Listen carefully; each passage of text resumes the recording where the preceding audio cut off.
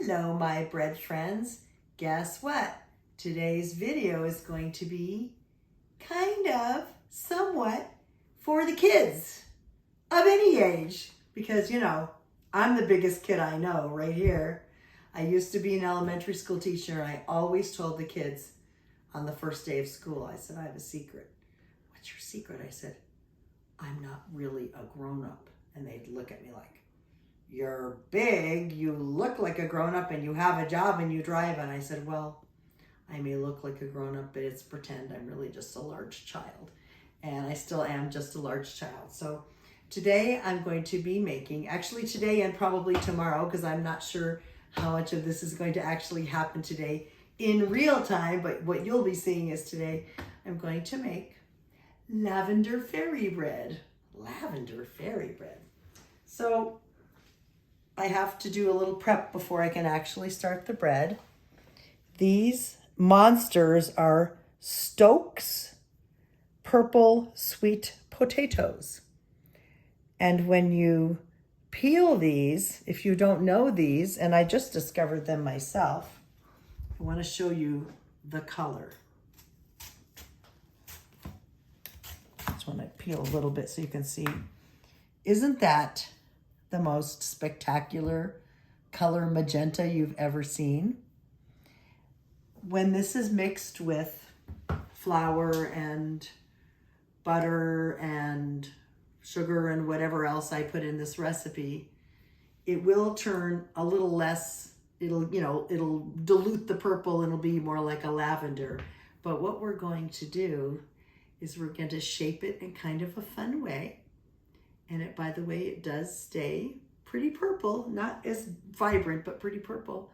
But then we're going to glaze it and put all kinds of sprinkles that are pink and purple and white. So it's going to be fairy bread.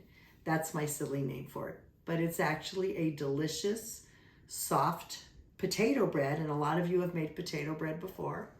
But instead of making it with white potatoes that don't have color, we're going to have lavender or purple bread. It's a nice, soft, wonderful, delicious sandwich bread. It doesn't taste super yummy or potatoey or anything like that, that it would be off-putting, but it's just a delicious bread. But we're going to do this with a little bit of fun and pizzazz for the kiddos. So if you want to bring them in maybe to help you weigh your ingredients into the bread pan and maybe teach them how to check the dough, because we'll be doing that. And you can have them watch the video with you. But especially when the bread comes out of the oven and we put like a glaze on top and I put my special sprinkles on top, I think that the kids will really like that. And we're gonna have some fun. So if you wanna bring the kids in for this one, I think they might enjoy it. Now I'm sure you've all peeled and cut up chunks of potato and boiled it until it's mashable, but just in case, I'm just showing you so you can see the size. You know, the smaller you cut them, the faster they'll cook, whatever. But you can see how big I cut them. So I'm just going to cover these with water, bring them to a boil, turn it down to medium or so it doesn't boil over. And I'm not going to put salt or anything in the water, just the sweet potatoes and water.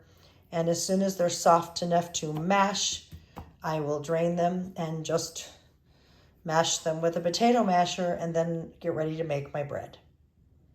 Aren't they the most beautiful color? I love these.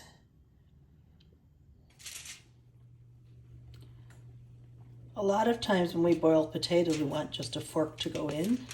Fork is going in, but this is not what I would call, whoops, definitely not mashable yet. Oh my gosh, I have just this purple sweet potato.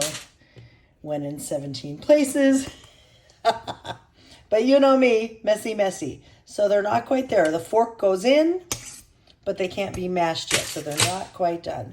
Once I brought it to a boil, I turned it down right to medium. See, there's my medium mark right there. but they're going to need probably another 5 minutes. Hey kids, tell your mom or your dad or your grandma or your aunt or your uncle or whoever you're doing this with today that while those sweet potatoes are boiling, you can get your other ingredients measured. So I think I have measured everything but yeast, and I haven't measured the honey yet, but I have measured my half and half, my flour and my sugar and my salt and my butter. And of course I cannot measure the sweet potatoes yet.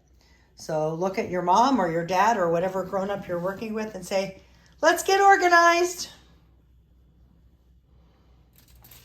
So it's maybe 5 or 6 minutes later, and it's now officially mashable. That's a couple of other pieces I already tried. So I'm going to drain these and put them in a bowl and mash them with my potato masher. And you can even do it with a fork, I suppose. Then I need to have them cool down a bit. So what I will do is spread them in a shallow bowl and put them in the fridge to come to room temperature or only slightly warm as fast as possible, because I'm not patient. Right, kids? Are children patient? No, of course we're not. We're kids. I actually mashed them right in the colander, the strainer, which a little bit leaked out. Became rice. I didn't even think of that. Anyway, I have a pie plate over there that I'm going to let them cool in. Just wanted to show you that I mashed it all. Put it in a pie plate, you know, which is more shallow than a bowl. And I'm going to stick it in the fridge and hope that it cools down pretty fast so that I can then begin my bread. We're back. We're back. Told you I was a big kid. I have most of my ingredients all weighed out, but I didn't weigh out everything, kiddos, because I wanted to show you. I've already weighed out my half and half, 124 grams. And believe it or not, the potatoes are going to go in as a wet ingredient because they're not dry. And I want to show you how the scale works. So if I turn on my scale, there's that funny word tare. Tare means to zero it out, and units are the unit of measurement. So do you see grams, milliliters, ounces, pounds and ounces, fluid ounces, and back to grams. So what I'm going to do first, now watch this. If I put the bowl on here, it's not at 0 anymore. Now it's 14.7 grams. So when I press the tare button, it takes it down to 0. And I want 273 grams of these, grams of yams or purple. So 273. So ready, plop, 120, and plop, 216, and flop some more. We're getting closer to 259 and 283, and that's a little over. So I'm just going to, there we go. Well, I said 273, so I'll take just teeny bit off. Oh, so close. This stuff is heavy. Well, that's close enough. Okay, I'm gonna get rid of the rest of this. We'll probably eat it for dinner. Add a little butter and salt. Okay, so these purple yams are gonna go right into the liquid. I'll move this over now so you can see it. Okay, and then we need honey. And what I've done is put some neutral oil in my little It's got almost like kind of a juice cup, and I'm twirling it around because that will make it easier for the honey to come out. And I need, how much honey? 40 grams. Whoops, somehow that got, okay, there we go. Hopefully you can see the scale.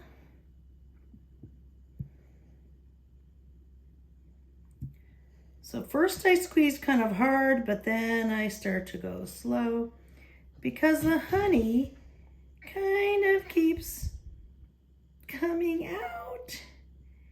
Almost there. I mean, we're a teeny bit over.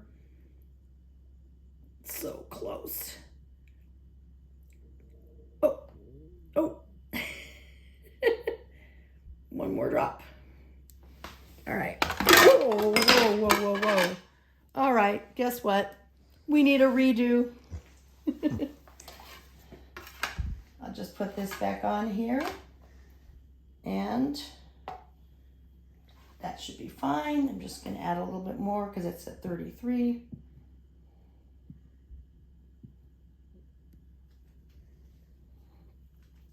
Well, you know what, kids? Sometimes spills happen, right? That goes in there. Ooh, it's a little slippery. Got a big mess over there. My husband's gonna clean it up, right? He says no. Now, it's really important that you get as much as possible, so I have one of these skinny spatulas. And yes, a little bit more oil will be in there. A little extra fat will not hurt. I can promise you that. Okay, get rid of this over here. And my hands are sticky and gooey now. So I'm gonna quick rinse them off. I didn't really wash my hands. So don't say, oh, she didn't use soap. She didn't wash her hands. You're right, I did not, but I didn't really need to. It wasn't super important to do that. Okay, so now I have my honey. Now, just to make sure, I'm going to go over, I have half and half in there. Yes. I have the yams, or the purple sweet potatoes. I have honey, and I am now putting in my bread flour, and I'm going to cover up those sweet potato plops. Get it all out. Play the drums. All right, and I have some sugar that I'm going to put on this side. Hello, my name is Sugar. And some salt, Mr. Salt. And we need some butter. I need to grab a knife to cut that up. This is salted butter. If you and your person you're baking with only has unsalted, no worries. Just add another couple of grams of salt and you will be just peachy. And I like to put the butter on the long sides.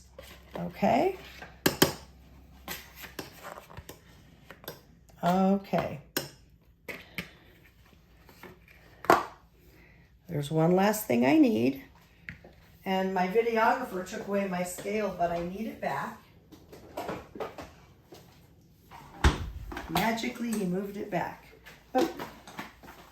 I'm going to use the other yeast because I haven't done this one. Okay. So, I'm going to put that in there. And I'm going to hit tare because what does the tare do? Let me hear you. It makes it 0. But look, watch it. Watch what happens if I pick up my little green thing. It's negative 21.2 grams, which means that this weighs 21.2 grams because when I put it on there, it comes to 0. All right, and I need 7 grams of yeast. There's 5.2. So close. 7.1. Take a little pinch out.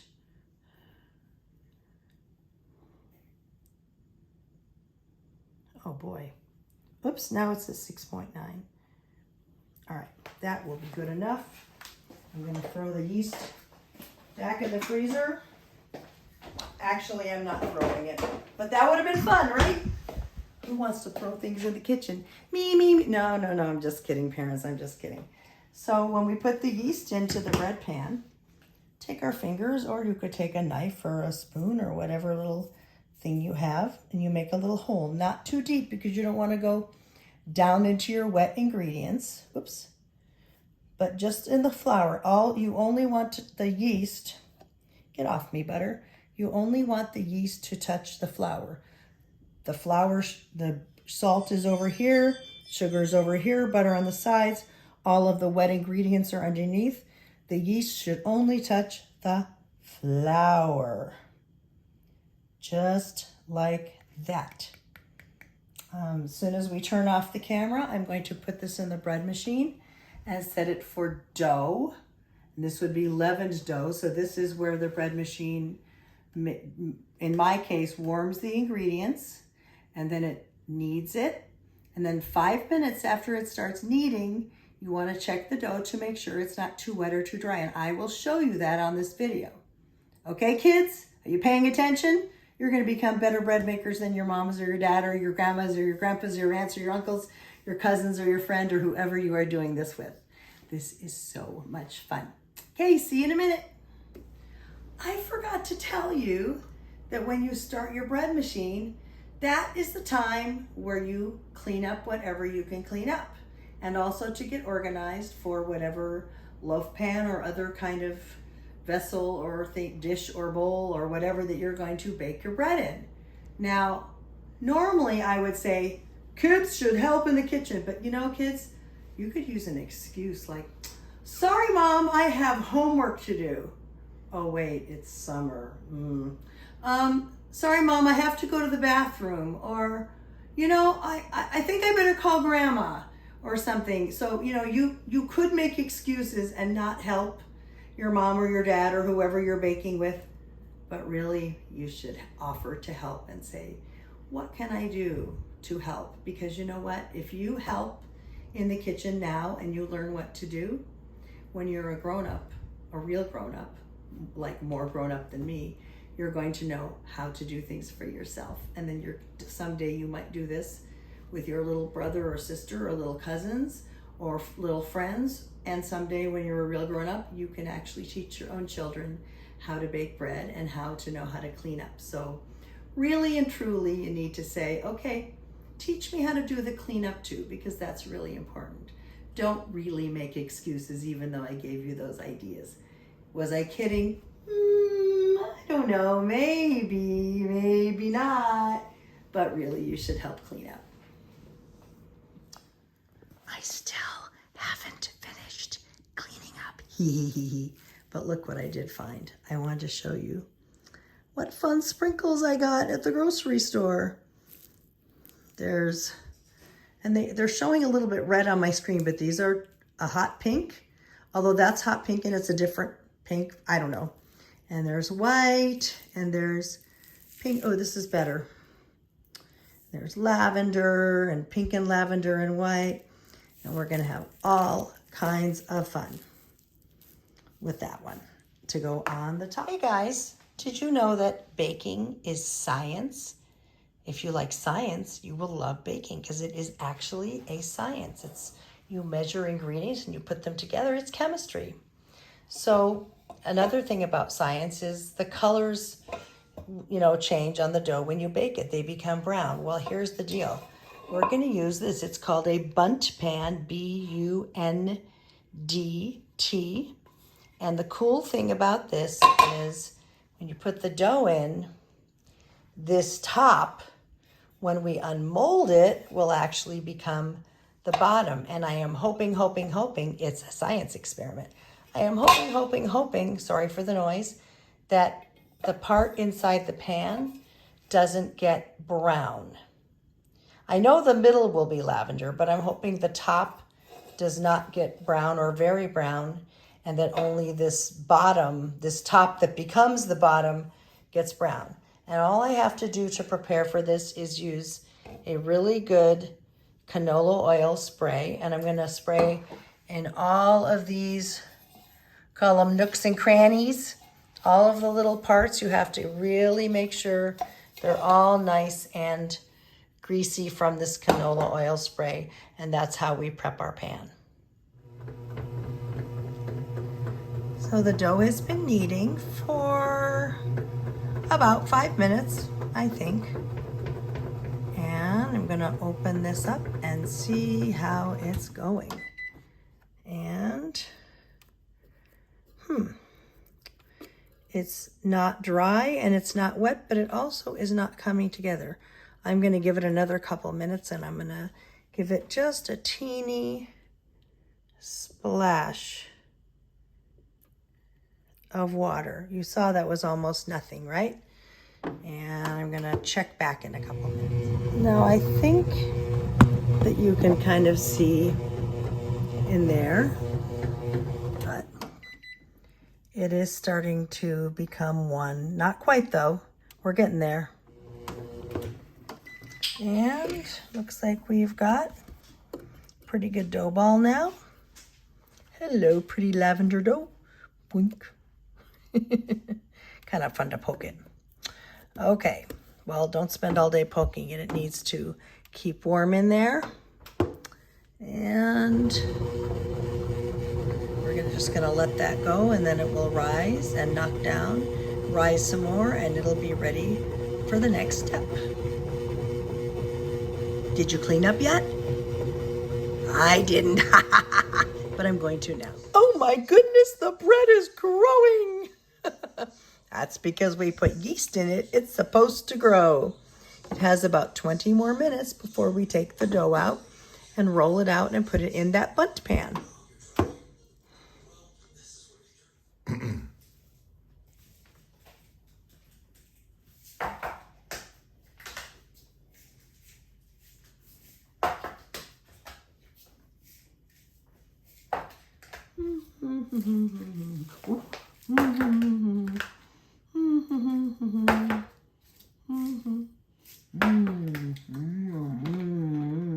Sprinkles.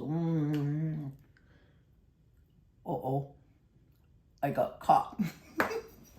It's sugar. Nom, nom, nom, nom. All right, let me wash my hands. I guess I gotta work now.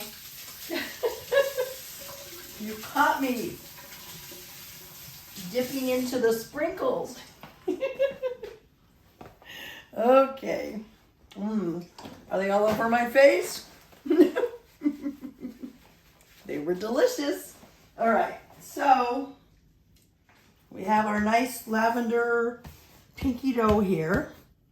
And I was thinking about, oh, look, it is a belly button.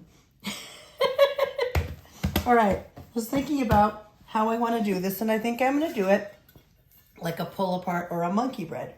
So I'm not going to weigh anything. I'm just going to do a quick cut it apart. Kids, this is called a bench scraper. It's not sharp like a knife. It won't, I don't think it would cut your fingers, but it cuts the dough very nicely. So what I'm going to do is just cut hunks, kind of roughly put them in a ball, drop them in, roll, put it in a ball, drop it in. It's kind of fun. It's like playing with Play-Doh, you guys. And eventually I will start to, you know, lay them nicely, but not yet.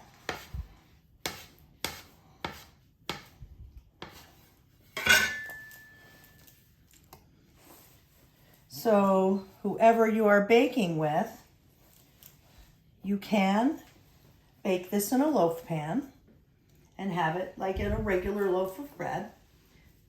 That's what I did the first time I made it, and I am just trying to have some fun. So that's what I am doing.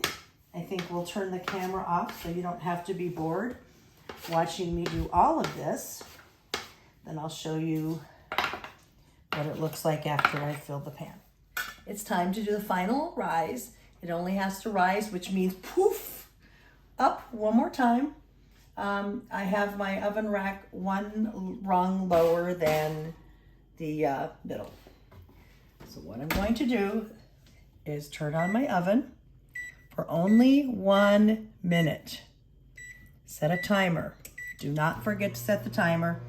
If you've been through this with me before in my other videos, you can do a little fast forward. Did I not set it right? Oh boy, I think I'm on a sugar high and I forgot.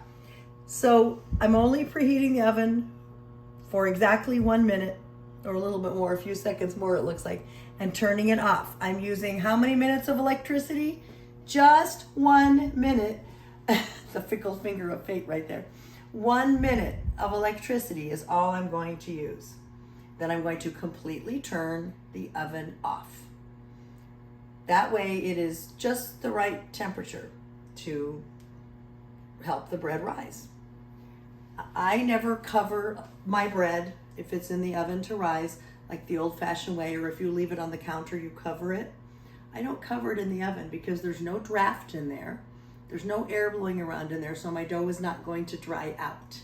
Not that it's particularly airtight in there, but you're not going to get air blowing around and drying out the dough. All right, end of 1 minute timer, oven off. And if I open it, it's just ever so slightly warm. And what I always say is, let's say you're in your nice air-conditioned home on a hot summer day and you walk out and it feels like it's about 85 degrees. That's what we want. So I'm now going to bring the dough, and you can see that I just quickly rolled it into little balls, and I didn't do a perfect job, and I don't care. This is for fun. So I rolled it into balls, and I'm going to let it rise, and then we will bake it, and then we will put an icing on it and lots of sprinkles after we turn it upside down. So I'm going to put this in here. It's just a nice warm place for the dough to rise, and I'm going to set the timer for 40 minutes. And at the end of 40 minutes, I'll take it out of there and I'll preheat the oven. I'll heat the oven to 350 degrees. See you soon. Look how much it rose or grew or expanded. Wowie, wowie, wowie. So now I'm going to turn the oven on to 350, and this will take about somewhere between 30 and 40 minutes to bake all the way through. So I'll show you what it looks like when it's all baked, and we'll go from there.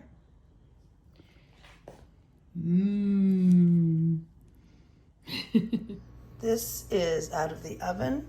I was surprised it got done at 350 in about, I think I set the timer for 30 minutes. Maybe it was only 25. Now I can't remember. I always set it for 25, knowing, or at least thinking, that it won't quite be done, and then checking because I don't like my normal breads to get too brown and burn on the top.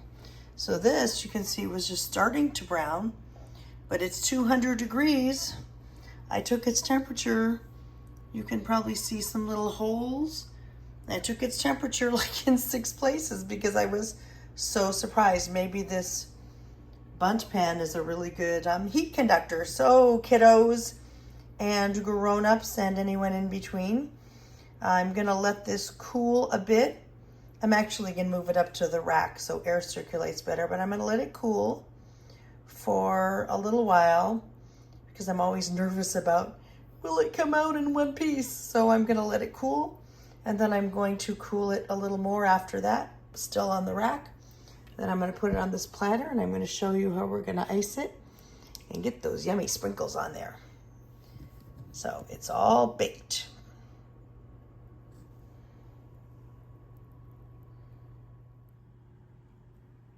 So the funny thing is, I don't really want to lift this up too much, but the part that was on top, instead of browning a lot, stayed purple, and this became sort of a slightly pinkish color.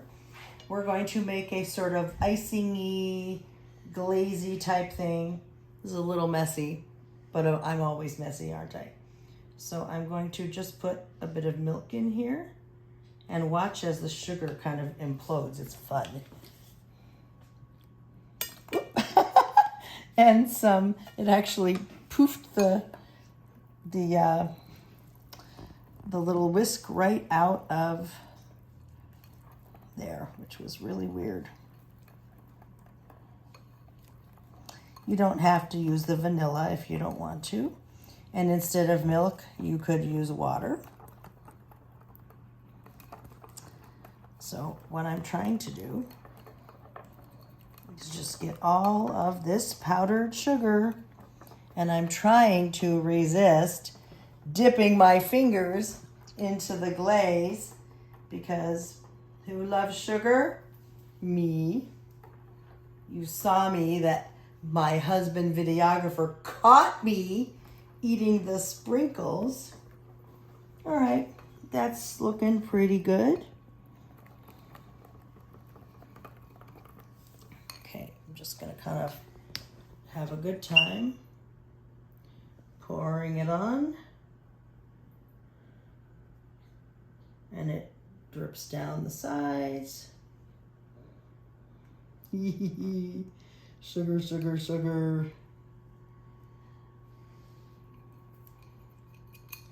And of course,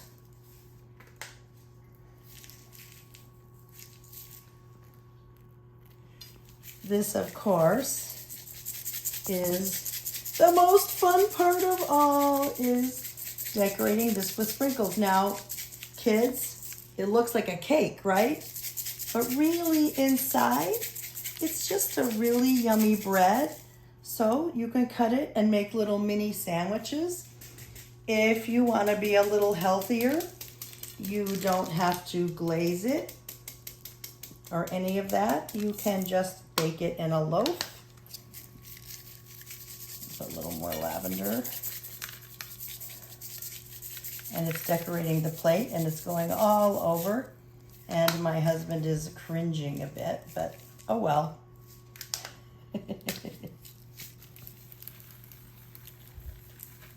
Oh boy.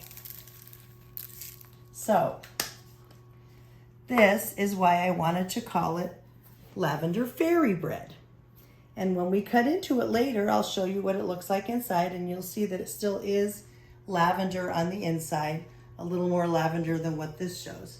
As I was saying before, parents, grandmas, grandpas, aunts, uncles, cousins, brothers, sisters, whoever is watching this, I made this to be super fun today and to make it look a little special with the sprinkles and everything, but really, you can just bake this in a loaf pan and it'll still be lavender on the inside. You don't have to do this fancy bundt. You don't have to do the little balls of dough. You don't have to do the glaze. You don't have to do the sprinkles. I just wanted to make it extra fun tonight. But really and truly later when we slice it, it's not cake. I know it looks like cake. It's not cake, it really is bread. So technically speaking, you could take a slice, put some peanut butter on it, or some sunflower butter, or some jelly, or put it in the toaster. Maybe be careful of the sprinkles, but you could make this toast in butter. It really is just bread on the inside. But I wanted to make it really fun for you kiddos, and me, the biggest kiddo of all, wanted to do this for you. So I hope you enjoy Lavender Fairy Bread. I'll be back actually to cut this open when it's fully cooled a little bit later, so you'll see what it looks like on the inside, and then we'll taste it. The moment of truth has come. Now you could eat this a couple of different ways. You could slice it like I'm going to, but you could also pull it apart. Depends on what the grown-up says. So I am going to cut this for now.